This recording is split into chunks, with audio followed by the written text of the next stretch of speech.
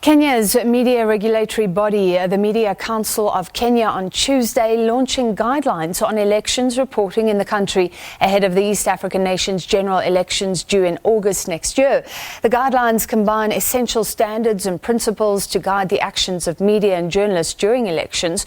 A committee of journalists and media practitioners came up with these guidelines following a month-long deliberation. We're now joined by Professor George Abuga. He is a veteran journalist, also lecturing at the University of Nairobi School of Journalism. Professor, thank you for being with us. This is so interesting for us heading towards elections. So I'm sure media houses have their own policies around elections. Tell us about this idea to have guidelines that are overarching ahead of your own polls. First, thank you very much and good evening. I think it's a warm, Nairobi weather, and I'm glad to be a part of these conversations. And as you rightly pointed out, yes, media houses have, of course, their own policies. But the development of the elections guidelines was born out of the realization that media journalists and generally the media practitioners in Kenya need a common reference document that they can use to guide their performance and specifically the coverage of the coming elections, the 2022 elections.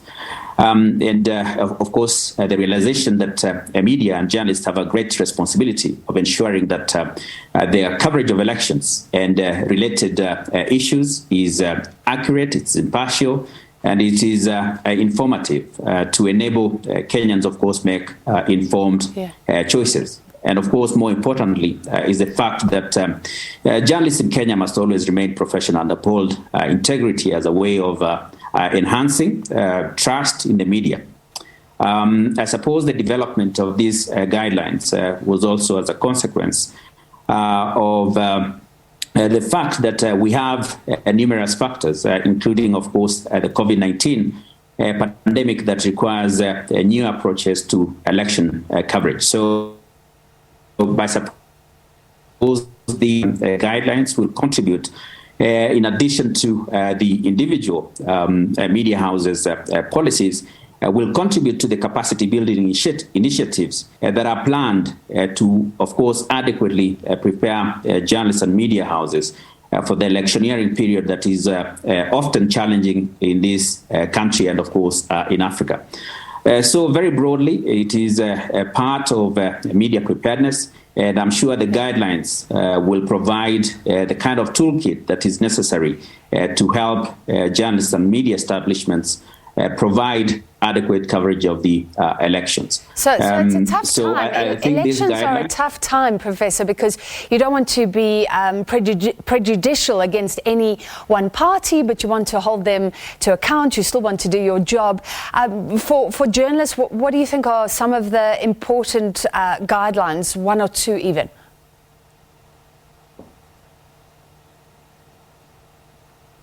I lost you a little bit. I think you're asking about one or two. Tell us about one or two of the guidelines that you think are important. I think there's so many of them, and the guidelines itself, when you see it, actually it provides or it covers a wide range of issues that relate to the performance of the media during the electioneering period, as I said.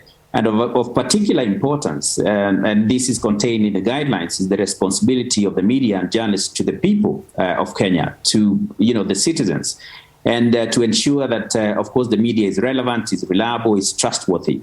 And specifically, I can mention some of the sections in the guidelines. For example, we have sections on the duty to the citizen, duty to the candidates themselves and political parties, and duty to the nation. And let me specifically say that there's a clause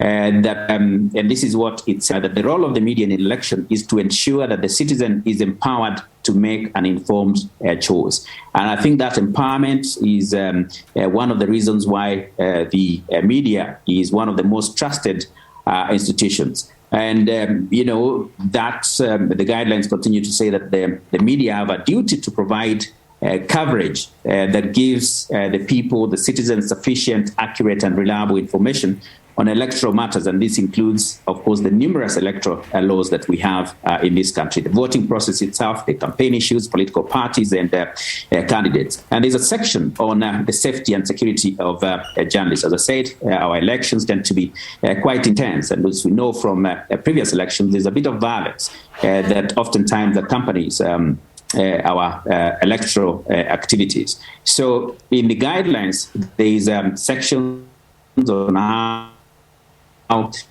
the media and the journalists can protect themselves, both online and offline. We know that from time to time, maybe, the media have been hacked, journalists have been attacked, both offline and online. So the guidelines provide mechanisms for protecting themselves, for protecting that information, and for continuing to provide the coverage of elections. There are sections, for example... We're running out of time, but finally, very quickly, you've raised an interesting thing, the use of online, and we've seen African countries, several governments shutting down online communications. And of course, there's been violence before. You mentioned that. Is there any fear of that happening in Kenya next year? Are we talking about the internet shutdown? Yes. I think that fear is always there when we look at African countries. I mean, we under no illusion that that cannot happen in this country. African politics, as we know, is quite fluid. But having said all that, I think we've matured as a democracy, and we hope that we can avoid any internet shutdown that would definitely undermine the integrity of our elections and capacity to, of course, hold that peaceful, transparent, and credible poll that we are always looking forward to.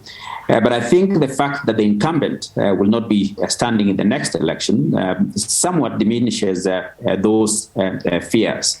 Right. And I think, let me just say that the media in this country is always prepared for any eventuality. And I think the internet shutdown will not prevent it from continuing to provide that credible and reliable election coverage that is required to ensure a credible, of course, poll. All right. Great to chat to you, and we'll follow what happens, but good for journalists preparing for the election, even though it's next year. That was Professor George Abuga, a veteran journalist and lecturer at the University of Nairobi's School of Journalism. All right.